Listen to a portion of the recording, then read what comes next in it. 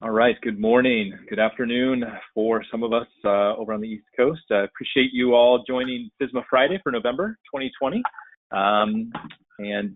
Hopefully we've got good plans next week to stay safe and eat a lot of turkey. So we've got a great, a very timely topic for you today for FSMA Fridays. My name is Aaron Bolshaw, VP of Marketing for SafetyChain and the moderator here today. For some of you that may be joining us for the first time, FSMA Friday is an ongoing monthly industry update for food and beverage operators, QA, and safety and compliance professionals. And we partner, as we do every month, with the Atchison Group to bring you presentations, information, and thought leadership on a whole host of topics revolving around the Food Safety Modernization Act. So today's presentation, good stuff. We're going to dig into FDA's rule for labeling coming up, and we're even going to get into some bioengineered stuff, the Disclosure Act. So that's really exciting. We're really just here to help everyone make a little more, bit more sense out of all of this. So as things continue to change, and we've got to put some attention on our label. So a couple of things on the front. Everyone is on mute, of course, but we do want to hear from you. So we expect a lot of questions. This is one of those topics where you are going to have a lot of probably very specific questions pertaining to the food or beverage that you're manufacturing. So we'll get to as many as we can. We will save those for the end.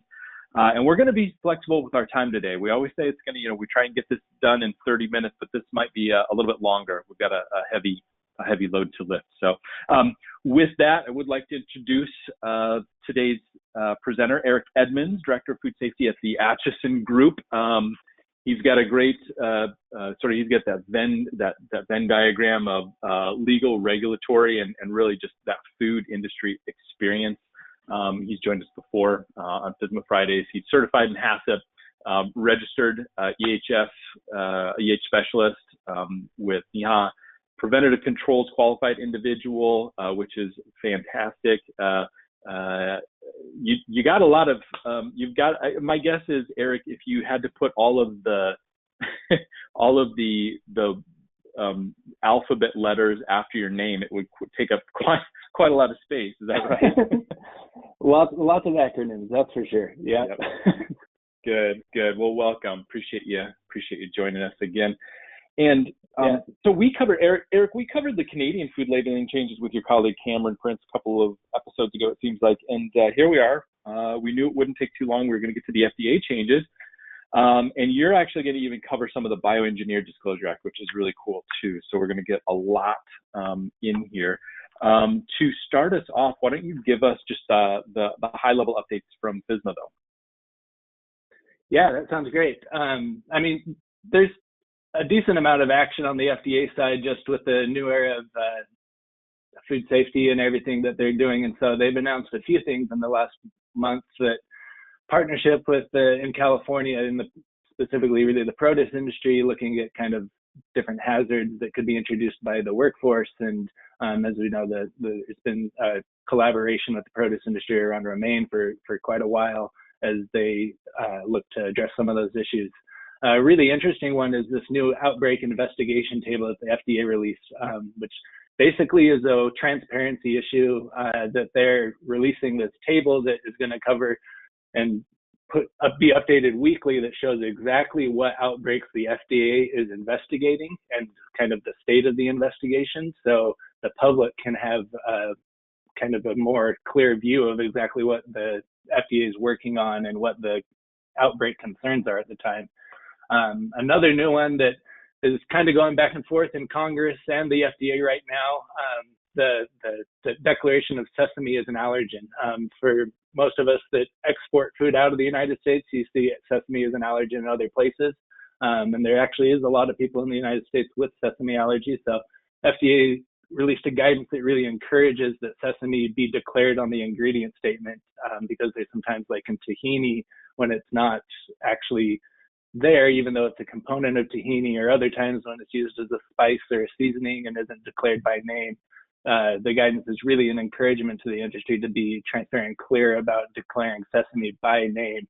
And then there's some movement in Congress to actually get it added to the Allergen Labeling Act as the 9th major allergen in the United States, but we'll see how that goes. So right now it's just a guidance document. But today, like you said, there's lots going on with labeling, and so we figured we would just touch base and kind of give an overview of kind of the two big categories in labeling changes right now: the nutrition labeling and the Bioengineered Disclosure Act, and give you a little update on that, and see if there's any questions we can help you with. So with that, we can jump right into it. So like I said, the nutrition labeling has kind of been around for a while. The July dates that I have listed there were actually the original compliance dates that were proposed after the rule was finalized. But the FDA went back and changed those to January 1st of 2020 for large companies with over 10 million in annual food sales, and January 2021 for those businesses less than 10 million in annual food sales. But we haven't seen any enforcement or anything because for this year, the FDA has been exercising enforcement discretion around the nutrition facts panel for those larger companies that were already required to comply. But next year, we'll see them be a little more active and looking into nutrition facts, while they'll give some enforcement discretion to those smaller companies next year. But it'll really be next year will be when the FDA really starts getting into any potential enforcement activities around nutrition facts. So we figured we would touch base on all those.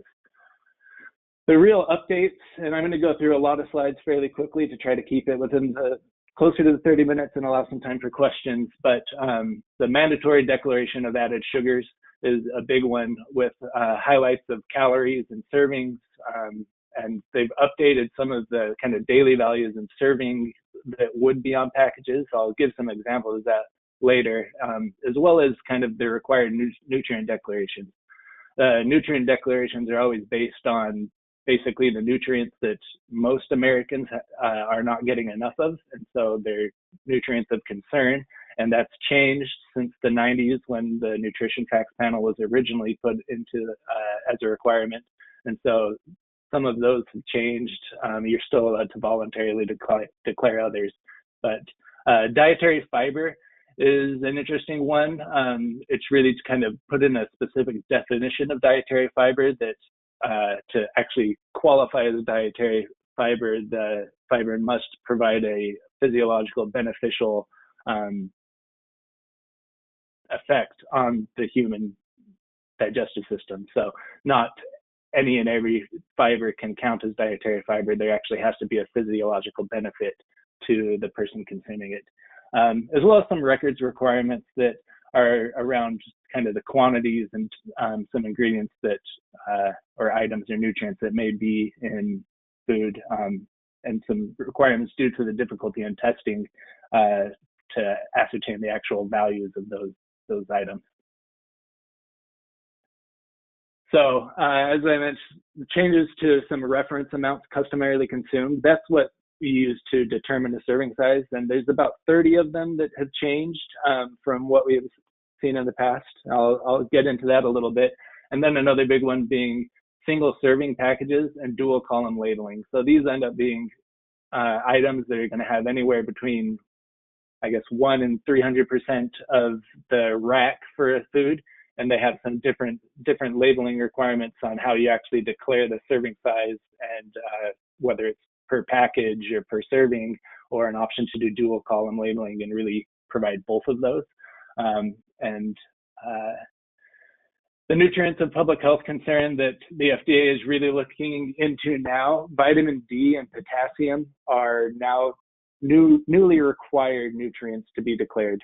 And that's really largely based around vitamin D has some issues in preventing osteoporosis, potassium with high blood pressure, stroke, and heart disease, which are all really diseases of concern in the United States.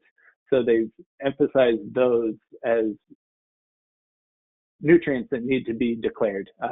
Calcium and iron were previously required and are still required. The ones that changed, the vitamins A and C, aren't really nutrients of concern for the overall health of the United States population at this point. And so they are not going to be required to be on any nutrition facts panel, although any company can voluntarily put those in. We know vitamin C ends up having a bit of a immune system health emphasis that a lot of people look at, so some companies may elect to continue to include that one specifically, but they won't be required anymore.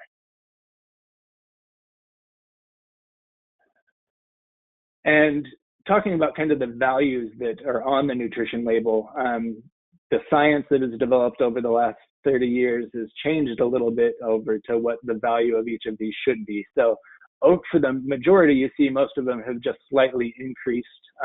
Sodium has gone down a little bit, but the real change you see here is this difference in total fat and total carbohydrate, where in the 90s, there was kind of a real emphasis on healthy eating being low fat and that sort of thing, but we've learned a lot that kind of says there are good fats out there, and so those two have kind of flip-flopped a little bit, with the total fat being a higher daily value and the total carbohydrate being lower. But in general, I mean, they're not drastic changes, but it will change the calculations that you have on the nutrition for the percent of the daily value on each of those. So some math will be needed to update all of those values. As I mentioned, verification records of these different things that are hard to test for. So I'll use added sugars as the example. The rule requires just your sugars and your added sugars, and they're put into basically a single category or you take the sum of both the naturally occurring sugar and the added sugars, and that makes up the total sugar count.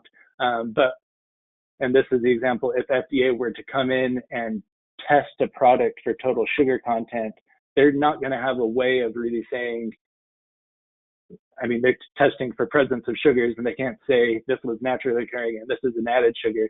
So the records are going to have to substantiate the amount of added sugars you're adding there.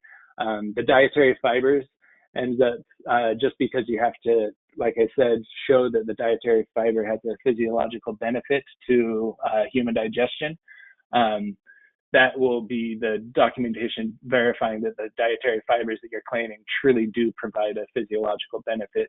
And some of these other ones are just as well difficult to test. So there's some different kind of guidance out there on how to test for the amount of folic acid and folate in your food, and differentiating between them is going to be kind of a paper record exercise, since the testing around actually getting the values of those in the food are not really available. And before I jump to this one, I know we mentioned the definition of added sugars is something unique, and I was meaning to touch on that on an earlier slide. Really, the FDA is defining added sugars as anything that is either added during the processing food or packaged as the food. So this includes even just sugars that are a single ingredient bag of white table sugar would be an added sugar type of thing, although they are allowed to put kind of an asterisk and explain that later on. Yeah. Along with that, Eric, so, I expect that we'll have a lot of questions about this for the Canadian label. We did have a lot of, some cookie manufacturers on the line thinking about molasses. How do we do this? So I expect we'll get some good questions around that added sugars when we get to the end. Yeah, and that's a great point. I mean, the Canadian labeling and the U.S. labeling, the FDA labeling, they really follow the same parameters. They have the same focus, emphasizing calories, serving size, and added sugars is a big focus of both of them. So they really do follow a similar parameter.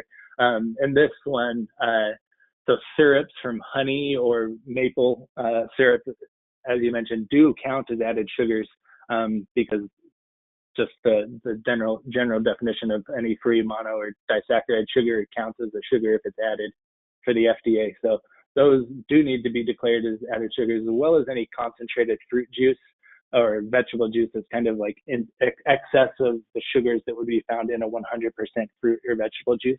Those are sweetening agents that count in the added sugars category as well. So definitely something to watch out for to make sure you're properly classifying the sweeteners into the proper area. With that, FDA is still kind of requesting information on sugars that don't metabolize like your typical sugar. So your typical sugar goes, basically raises insulin levels and has 4 calories per gram, and that's kind of a classification. But there's other sugars out there now, and allulose is the example I'm going to use because FDA already has a specific guidance on that. It doesn't metabolize the same way as your typical sugar, and it doesn't have the same calorie count as that. So FDA has released guidance specific to allulose that basically says you don't have to include this in total sugars. You still have to include it as a total carbohydrate, but you get a kind of a different calorie count for the amount you're adding, and it doesn't have to be included in the total sugars, their added sugars, because of the different metabolization. But there's other out there, and FDA is requesting anyone who's using those to submit comments and give them information about how they think they should be counted on the nutrition facts panel. And right now, they're still accepting those comments up until December 18th. So you still have some time to get in there, and it may affect how you're declaring added sugars in your label. But right now, allulose is the only one with a specific guidance on that. Okay. So just to kind of close out on the nutrition label, and I know it's quick, but these are really the explanation of what's different. So larger serving size, bolder type, serving sizes changes. Once again, just like serving size calories is bold and in a larger type, the added sugars, and you don't really see it there, but the daily value of the percentages have changed due to that table that I shared before. And there's always this mandatory footnote on this one that is a word for word footnote that will need to be included on all nutrition facts panels. And then kind of how I said, vitamin D and potassium being added is mandatory without A and C being included there. And the actual amounts of those are being declared in a percentage base. And just to give an example of what the difference looks like, on the left, you have the old nutrition facts panel. On the right, you have the new one. They focused on keeping the same general format, but just emphasizing those areas that are causing issues with kind of the overall human health in the United States, and to emphasize calorie and serving size for people.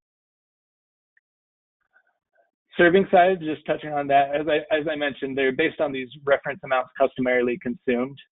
So it's not based on just the package size. It's based on scientific research that kind of says this is what a typical person consumes in one sitting with this, but still has to look into it. And they've changed a few of those, and some of the examples, the big ones, ice cream going up, but yogurt going down. Beverages, so now it's your typical 12-ounce can of a soda or something is the serving size instead of the 8 ounces. But some of them, like I said, they didn't change all of them. So milk and cheeses remained unchanged. So those labels won't be drastically affected, other than the fact that those daily values, the percentages will change, but the serving size won't. So the example of serving sizes that do not exceed 200% of rack, these will always need to be labeled as a single serving.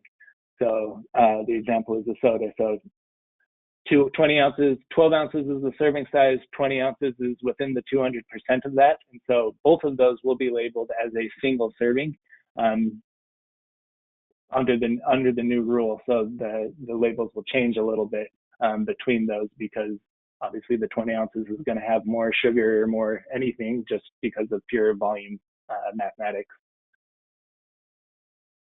The dual column label, so this is required when you have anywhere between 200 and 300% of the rack, where you're actually doing the per serving and per container, and voluntary when it's 150% to 200% of the rack. So for some it will be required, for some people may want to add it just because of their overall serving size on the package.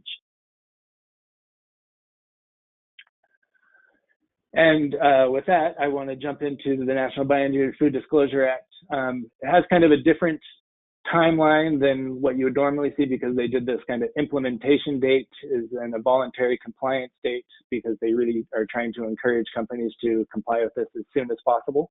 But the mandatory compliance date, when you're going to face potential enforcement action, isn't going to be until January 1st of 2022. And the way they went about this, they didn't really focus on scientific process or anything. They really focused on the end result of the food. Does it contain bioengineered DNA? And that's when it needs disclosure. There is a little bit of kind of political back and forth and interesting facts about this, because it's actually enforced by the Agricultural Marketing Service at the USDA. However, it really only applies to FDA foods. There's this table I have next for determining kind of when it may apply to you. And the big thing is, it's basically, and the USDA didn't even have an authority to change this. It was statutorily defined that foods that are subject to the Federal Meat Inspection Act, Poultry Inspection Act, or Egg Products Inspection Act are not going to be required to follow the Bioengineered Food Disclosure Act. So you can kind of follow the flow chart really easily. So if any of those meats, poultry, egg products are the primary ingredient, it's not going to be covered. But then if you go that route, you have to look at the second ingredient and determine if it's subject to the Meat Inspection Act, Poultry Inspection Act, or Egg Product Inspection Act to see if they're there. And USDA does have some really good examples that you can kind of work through on their website to kind of see how this plays out. But really, if the first ingredient is stock, water, or some similar broth type of solution, and the second ingredient is a federal meat, poultry, or egg product, then you're not going to be subject to the standard, and you won't be if it's the primary first ingredient on the ingredient list either. So really focuses on those FDA foods. So like I said, the definition of bioengineered food, when a disclosure is going to be required, is a food that contains detectable genetic material that has been modified through techniques that aren't available in conventional breeding or found naturally in nature. And this detectable genetic material is really the focus of when you're going to have to declare. And there's some ways you can test for the actual presence of genetic material that's bioengineered. There will be some records and things that are required around that. But like I said, so detectability, is it detectable? Basically, there's lots of ingredients out there, highly refined oils or sugar from sugar beets, that oftentimes have been processed to a level that the genetic material is no longer detectable there. And so you can't just say, well, it's been processed, it's there. You actually have to have some sort of record for verifying that. And that can be either clear records that say this is actually derived from something that was not a bioengineered crop, or a validated refining process, or you could even rely on certificates of analysis for each lot that you're receiving that's been tested for genetic material to kind of demonstrate, yeah, we received this lot and it's been tested in there. But basically, the validated refining process would be the easier way to go and avoid some documentation and continuous certificate of analysis and testing kind of costs. And the way they're looking at it is really just, there has to be a way to show that if an ingredient is processed, if it reaches kind of this step in the process, is there detectable genetic material still there? And kind of they don't assign specific standards or performance for detectability testing. The typical kind of PCR analysis is what's most commonly used, but they kind of left it up there and really just said, you have to use a good lab that has actually quality assurance protocols and is competent at what they're doing. And the way you actually define or prove that could be through certifications, things like that. But they're just really kind of putting out there, you have to test to make sure it's not there, but we're not going to say exactly how. You just have to make sure the people that are doing it are qualified to do so. So a little bit different from the traceability rule that we talked about last month. the exemptions. So restaurants and similar retail establishments are exempt from this rule, as well as very small food manufacturers. This exemption for no intentionally added bioengineered or GMO ingredients is causing a little bit of confusion in the industry, largely because of this 5% allowance. I'm getting a lot of questions in general, people saying, well, if I have less than 5% of a B ingredient, do I have to declare? And I'm saying, well, did you intentionally add it? And if you ever add even 1% or 0.5%, and it's an intentional addition, it's going to have to be disclosed. This is, I think, a little bit of confusion from kind of what spurred the movement on the national level for the Bioengineered Food Disclosure Act. Vermont had an allowance like this, but it basically allowed you to have a small amount that was intentionally added. But that rule is no more because the federal one preempted it, so there can't be specific state rules that differ from this federal standard anymore. And they've kind of said, if you're intentionally adding at all, you have to declare. It's only this inadvertent or technical allowance. And that's really looking into kind of like shared equipment and things that may have some residual seeds from a bioengineered crop that from harvest or something that kind of get mixed into other non-bioengineered ingredients through harvest or process. But it has to be that inadvertent, and that's kind of the standard that they use, saying if someone's using good manufacturing practices, this inadvertent or technical allowance shouldn't ever exceed 5%. Right. And while that GMP, Eric, can cover some of this, this does have some implications too on your supplier compliance as well. The inadvertent is a pretty tricky word, but I like how you're approaching this. I know that there's going to be some manufacturers that are like, wait, I think we can still do this without having, kind of going quote unquote below the radar. But one of the things you should think through is also just checking in with your suppliers, making sure that you know what they've got going on to coming in so that they understand, you should be holding your suppliers to the same standards that you're being held to. And that's something to consider as well when you're in the overall record keeping systems as well, Eric. Yeah, that's very true. Yeah, good point. So yeah, going back to kind of this distinction of kind of USDA, FDA rules, this rule is really applied to the FDA things. There's, and this was likely a kind of lobbying effort. Any food derived from an animal that the animal has consumed BE feed does not have to be declared bioengineered. That's a kind of very clear thing. And you can't even voluntarily declare bioengineered for an animal or meat product that has consumed BE feed under one of the later provisions in the rule. And then the National Organic Program. The National Organic Program is a federal program that already has standards for not including BE or GMO ingredients. So if they're certified under National Organic Program, it's kind of a go-ahead saying you've already looked into this and addressed it, so we know that you're not going to have any BE ingredients in there. So I maybe should have included this list a little bit forward. This is really the bioengineered foods that are available on the market in the United States. So if you're dealing with any of these items, that's where you're going to have to start and say, well, if I have a potato, is it a bioengineered potato or is it not? And look into all that sort of thing. And just starting there and then kind of, start, is it on the list? Is it detectable? The USDA will update this list over time as more things become available. But the way they're using it now is you have to, if a food isn't on this list, you basically do not have to declare it unless you have actual knowledge that the ingredient you're receiving is bioengineered.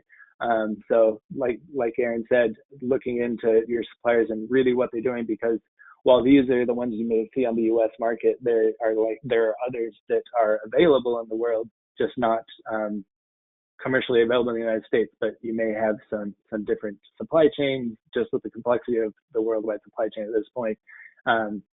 There's always a chance that you may get something. So be attentive to what you're receiving, even if it's not on this list, to verify that it hasn't been bioengineered.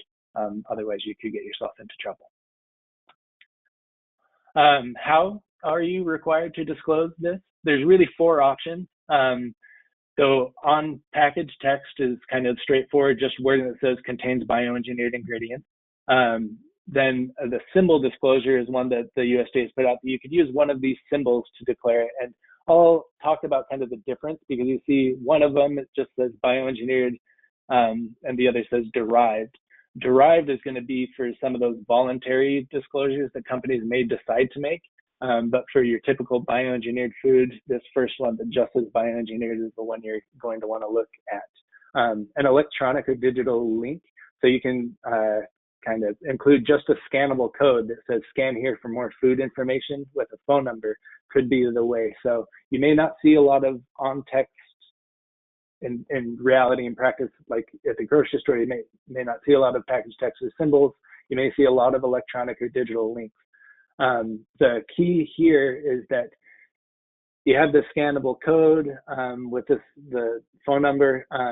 That scannable code has to go directly to a product information page with there can't be click here for more information, but it has to go directly to an information page that does have one of these other text or symbol disclosures.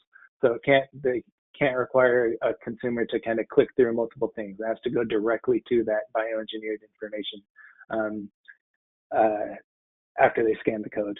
And the last one, text message, is something that you can do as well, and it just has to immediately respond with the information to their phone with whether it's bioengineered or not.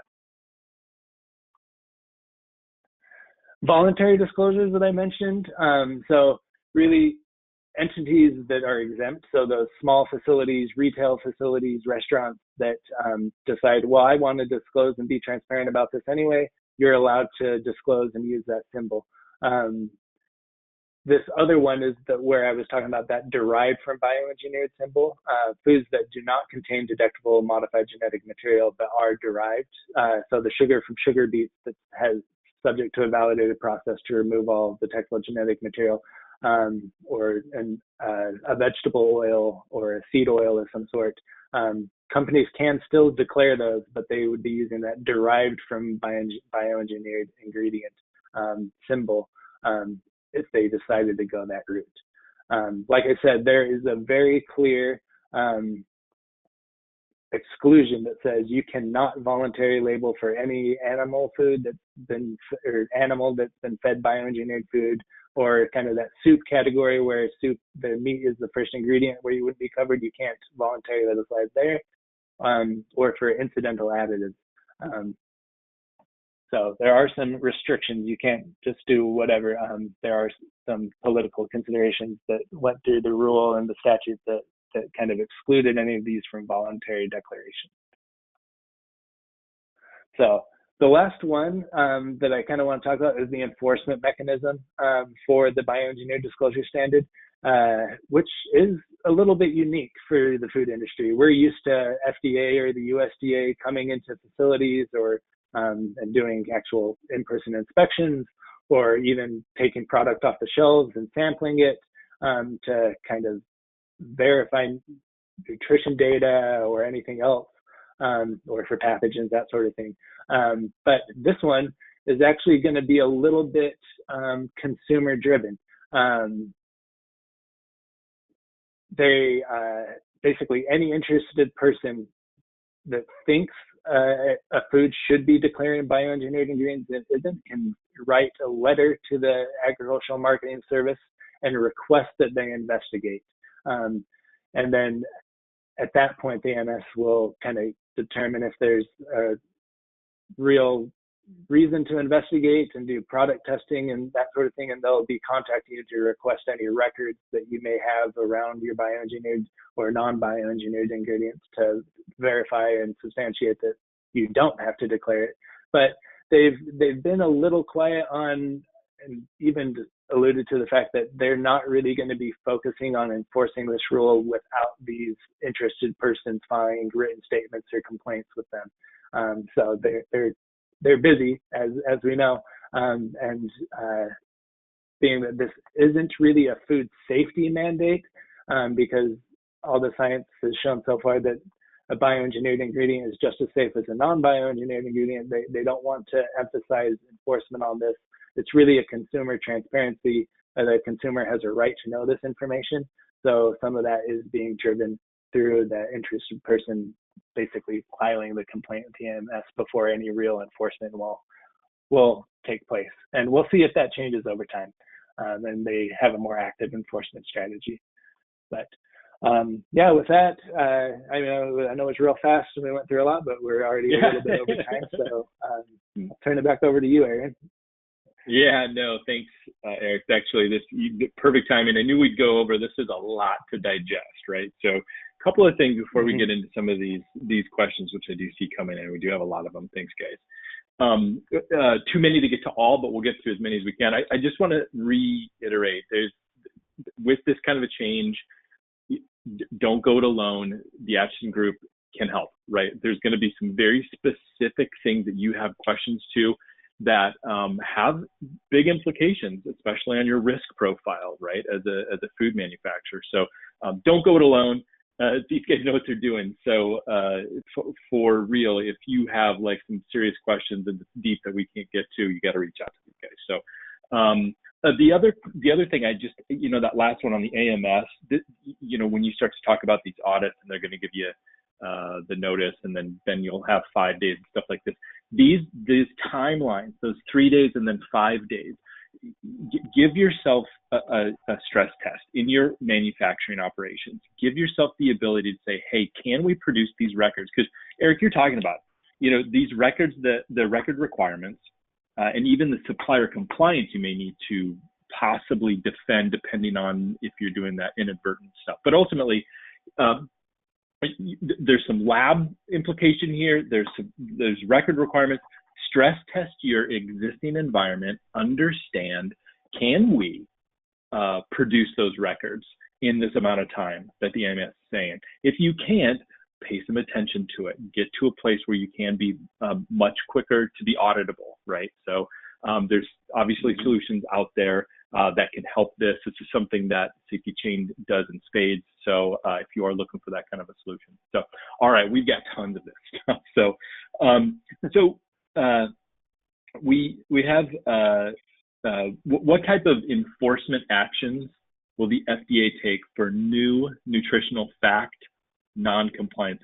So not issues with allergens. Does that make sense, Eric? Yeah. Or the enforcement, yeah. So, that'll really be a case-by-case basis. With some of those new nutrition facts, generally with kind of nutrient declarations, there's the kind of 80-20 rule that FDA follows, that there's not going to be like strong like recall enforcement actions unless you're way off base. But there will be some potential for that as they go through. So they could even though that's not food safety, it is a kind of regulatory deficiency that could necessitate recalls and relabeling in some situations, but it'll really depend on how far off you are, or if you're totally haven't updated, that's going to be kind of a recall scenario that they're going to want the updated information out there. Okay. Yeah, and this gentleman does have a few of those enforcement type questions. So Alan, we see you, we hear you. There's going to be some very specific issues that you're going to want to work through that we won't be able to pretty much cover today. I do have a great question for you though, Eric, from Cindy. She's asking, if we do not package anything for retail and just do bulk size for further processing, she's a supplier obviously, does any of this apply? You're going to have to be aware of it, but you're not going to have to label. So the way the bioengineered rule defines food manufacturer, it says person who processes, packs, holds food and labels for retail sale. So if you're not packaging anything for retail sale, you're not going to have the disclosure on your label, but your customer is going to want to know, so they know if they have to put it on their label. So you're going to have to make sure and be able to provide that information to your customers. But kind of like I said, this is really a consumer transparency, consumer knowledge issue. Unless you're packaging something that the actual consumer is going to see the package, you don't need to have the on-label disclosure, but you're going to have the information available for your customers that may be further processing or using your ingredients. Yeah, and this is a great example, Eric, of where we're saying, hey, if you are a supplier or you do have suppliers, think that's one step back, right? You're going to have to provide records. If you're a supplier, you're going to make your customer's life so much easier if you've got this understood and you can pass off that information, right? They're going to love you for it. Trust me, you're going to be ahead of them, and they're going to trust you. Just keep that trust level high. Yeah, and I was going to say that the retailers and people who are going to be responsible for making sure these are appropriately disclosed, they're already sending out letters to all their suppliers to verify the bioengineered status of the ingredients they're receiving. So if you haven't already, you're going to be receiving letters from your customers saying, please give us this information. Yeah, and so be ready for that. And also, if you do need to send those things out, trust me, if we have customers that have 600 suppliers, Eric, right? So if you think about managing that one letter over 600, and where did somebody respond? Did they not get it? Did they? You need a solution to make that quicker and easier for you. Don't let that email and spreadsheet headache weigh you down. So there's help. Hey, I've got a great question from Deborah. She has a question. Now, this is going to stress test that Venn diagram of yours, Eric. So she's asking, she's had some customers ask if glycerin is a carbohydrate or falls into the polyol category. Can you provide clarification? So I'm stress testing. I don't know if you're equipped, but I'm going to find out what Eric's got today. With that question. I say. That one, could you say the question again? Yeah. Deborah's had customers ask if glycerin is a carbohydrate or falls into the polyol, Polyol category. I could be mispronouncing that, and if I am, I apologize. Can you provide some clarification on glycerin as a whole? I think I'm going to have to do a little research and reach out to you offline on that one. I don't know the answer to that one off the top of my head. So I hit failed. The limit there. I just No, I don't think so. No, what that means is, no, that's a really good question. We'll get back to you. No, I'd rather us not know and understand it and make sure that we can get to it. So, all right. So if the product is a non-GMO project certified, is it exempt or covered for not declaring under NBFDA? It is not. So there are a few of these private certifications out there, but they are not designed to meet the requirements of the USDA Labeling Act. So the only certification out there that has the exemption is the organic program.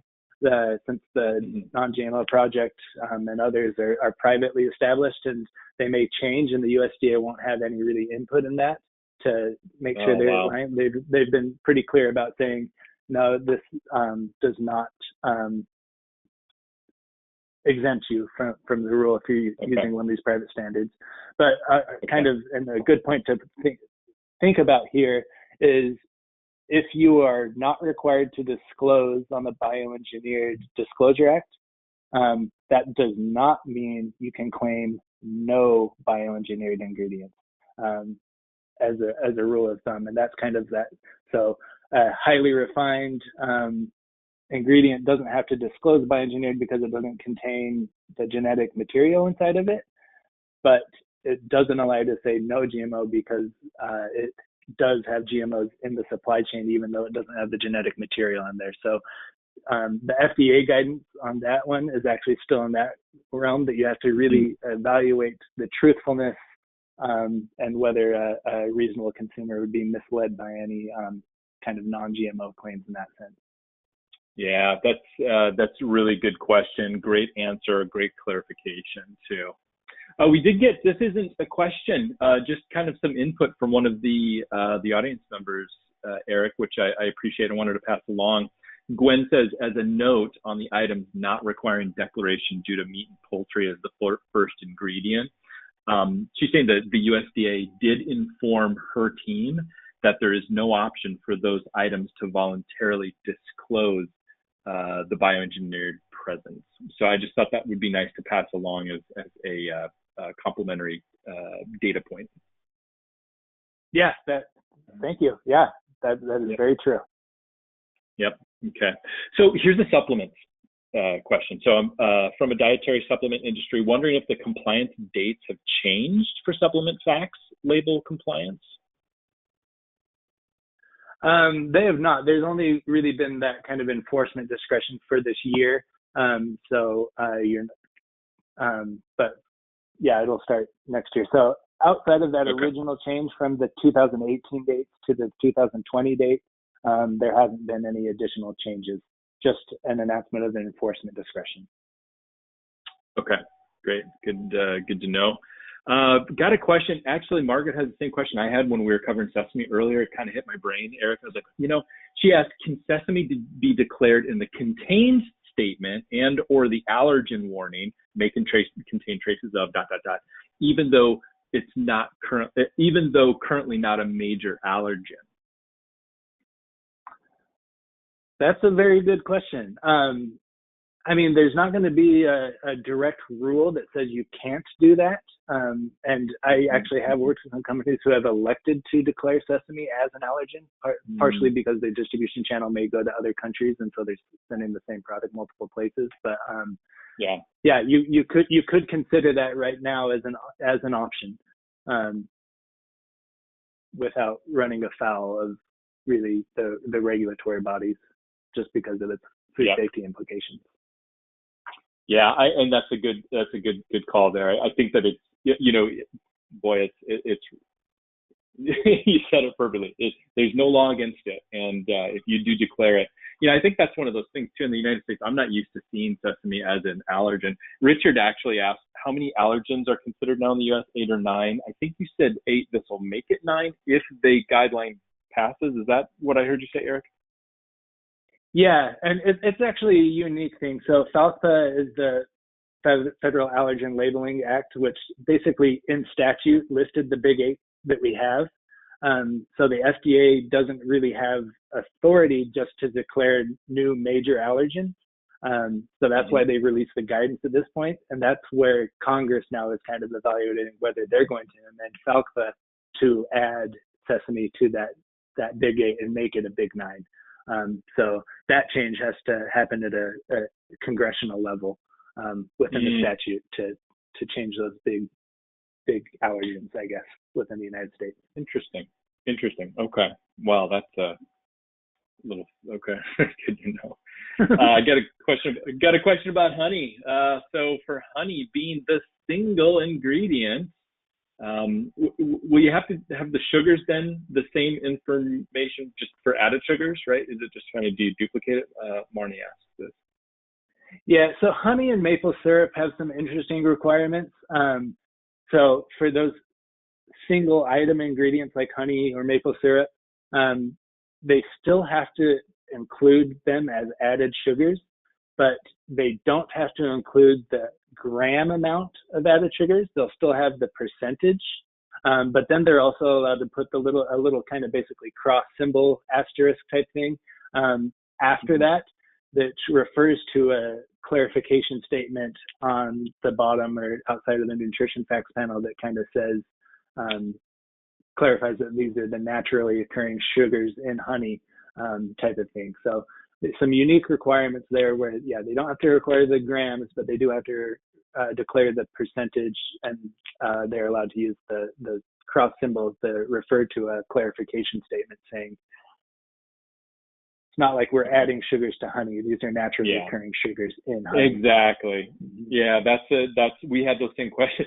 So if you could imagine, Eric, we have that question a lot with the Canadian Labeling Act about your maple syrups. So good stuff. Listen, we've got a lot more, Eric. We're gonna cut her there. We appreciate that. I'm sorry we couldn't get to everyone's questions. Just a ton of good information. But here's the deal. We've got a lot more resources for everyone online. The Atchison Group, go sign up for the newsletter. You're going to get an update. I read it every time. It's great. and reach out to them if you need some help understanding how to slice and dice your way through these regulations, okay? Join FSMA Friday, the LinkedIn group. Go out there, check it out. We'll get you some updates out there. And also the next FSMA Friday will be Friday, December 18th, just before the holidays. And we're going to be covering 2021 food safety landscape. Dr. David Adgeson will be joining us. So I hope you can make some time before you head off into the holiday wilderness and whatever you do with family and friends to join us there. And Eric, I want to thank you again for joining us today. It's always a pleasure sitting alongside the best and brightest minds in food safety. Appreciate you being here. Yeah, pleasure's all mine. Thanks for having me, Aaron. All right. That wraps it up for us this time, everyone.